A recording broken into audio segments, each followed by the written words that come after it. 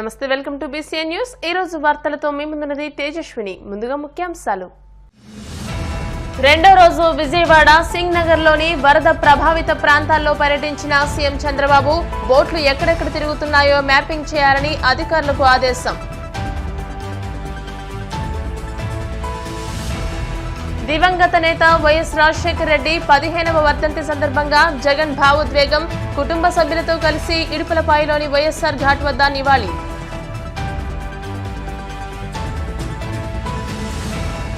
తిరుమల శ్రీవారిని దర్శించుకున్న సినీ నటి హన్సిక. ఆలయ మర్యాదలతో స్వాగతం పలికిన అధికారులు.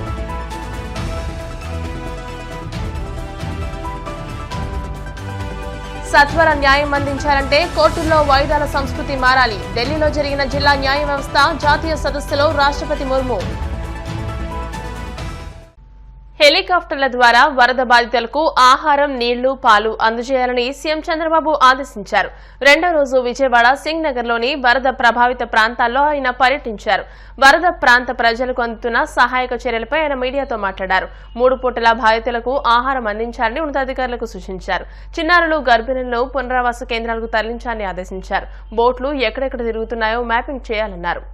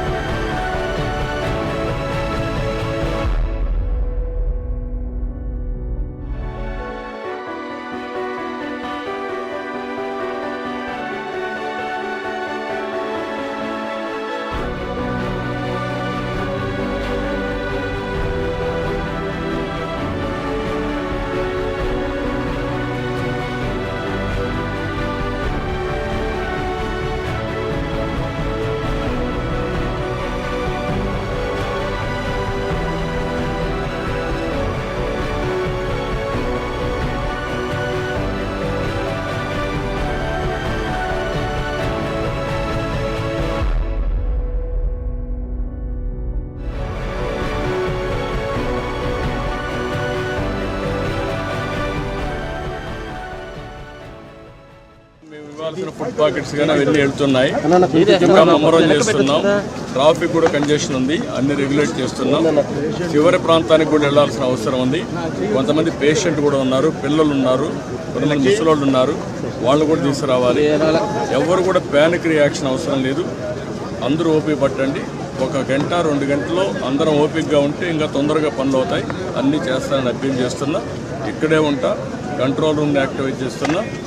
ఎంతవరకు చేయగలుగుతామో అన్నీ చేసి అందరిని ఆదుకుంటాం. 110 పైన బోట్లు పనిచేస్తున్నాయి. అదే మాదిరిగా 4-6 హెలికాప్టర్లు వస్తున్నాయి. ఒక హెలికాప్టర్లో ఫుడ్ పెట్టడం కానీ, లేకుంటే బోట్లో తీసుకుపోవడం కానీ, పేషెంట్లు తీసుకురావడం కానీ ఇవన్నీ జరుగుతున్నాయి. వర్షం కూడా పడతా ఉంది, అయినా కూడా ఎక్కడ ఆపరేషన్స్ ఆపం, అన్ని విధాలు. ఇప్పుడు నేను అవన్నీ మాట్లాడను. ప్రతి ఒక్కదానికి మనం అవన్నీ మాట్లాడడం కరెక్ట్ కాదు. ప్రస్తుతం నా డ్యూటీ ఎట్టి పరిస్థితుల్లో కష్టాల్లో ఉండే ప్రజలను ఆదుకోవడం, వాళ్ళ ప్రాణాలు కాపాడుకోవడం, తక్షణ వాళ్ళకి సహాయం చేయడం. ఉమ్మడి ఏపీ మాజీ సీఎం దివంగత నేత వైఎస్ రాజశేఖర రెడ్డి 15వ వర్ధంతి సందర్భంగా మాజీ సీఎం వైసీపీ అధినేత జగన్ భావోద్వేగానికి లోనయ్యారు. కడప జిల్లా పులివెందుల మండలం ఇడుపులపాయలో ఉన్న వైఎస్ఆర్ ఘాట్ వద్ద తల్లి విజయమ్మ, సతీమణి భారతి, వైసీపీ నేతలు, కార్యకర్తలతో కలిసి వైఎస్ విగ్రహానికి పూలమాల వేసి నివాళులర్పించారు. అనంతరం వైఎస్ ఘాట్ దగ్గరికి వెళ్లి శ్రద్ధాంజలి ఘటించారు. అనంతరం వైఎస్ షర్మిల, కాంగ్రెస్ సీనియర్ నేత తులసిరెడ్డి, ఇతర కాంగ్రెస్ నేతలు వైఎస్ఆర్ కు నివాళులర్పించారు. అసాధారణ 20 ఏళ్ళగా ఎప్పుడు జరగలేదు అని అంటున్నారు.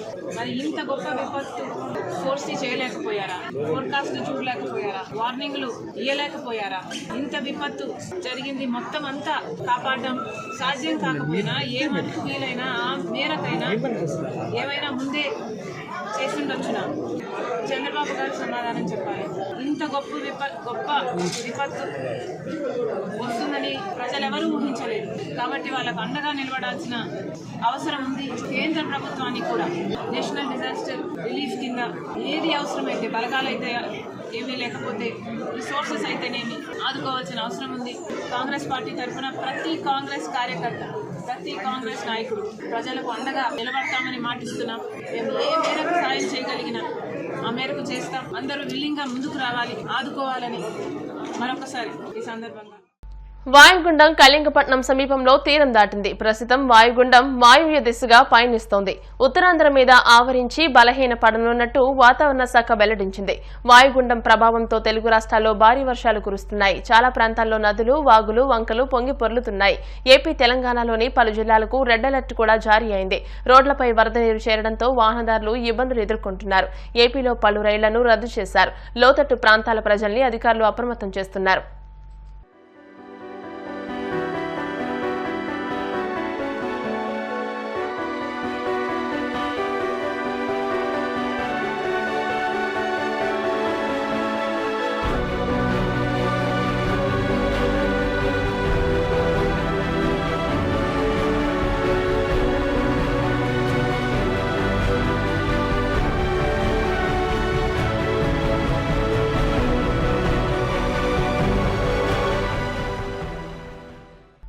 ముఖ్యమంత్రి చంద్రబాబు ప్రయత్నం ఫలించింది.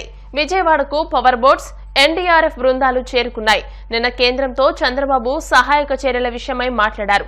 పవర్ బోట్స్, ఎన్డీఆర్ఎఫ్ బృందాలను ఏపీకి పంపించాలని కోరారు. దీంతో వివిధ రాష్ట్రాల నుంచి విజయవాడకు కేంద్రం బోట్స్ ను పంపించింది. బోట్స్ ద్వారా సింగ్ నగర్ ముంపు ప్రాంతంలో ఆహారం పంపిణీ చేస్తున్నారు. పెద్ద ఎత్తున బోట్స్ రావడంతో ఇళ్ల నుంచి బాధితులను బయటకు తెచ్చే పనులను వేగవంతం చేశారు. భారతీయ జనతా పార్టీ ఆధ్వర్యంలో సెప్టెంబర్ 2వ తేదీ నుండి దేశవ్యాప్తంగా పార్టీ సభ్యత్వ నమోదు కార్యక్రమాన్ని ప్రారంభిస్తున్నట్టు బీజేపీ ఉమ్మడి తూర్పుగోదావరి జిల్లా మాజీ అధ్యక్షులు పైడా కృష్ణమోహన్ తెలియజేశారు. కాకినాడలో ఆయన మీడియాతో మాట్లాడుతూ ప్రధాని మోదీ సభ్యత్వ నమోదు కార్యక్రమాన్ని ప్రారంభిస్తారని తెలియజేశారు. సభ్యత్వ నమోదుకు ప్రత్యేకంగా టోల్ ఫ్రీ నెంబర్ కేటాయించడం జరిగిందని, ప్రజలు స్వచ్ఛందంగా సభ్యత్వాన్ని నమోదు చేసుకోవాలని కోరారు.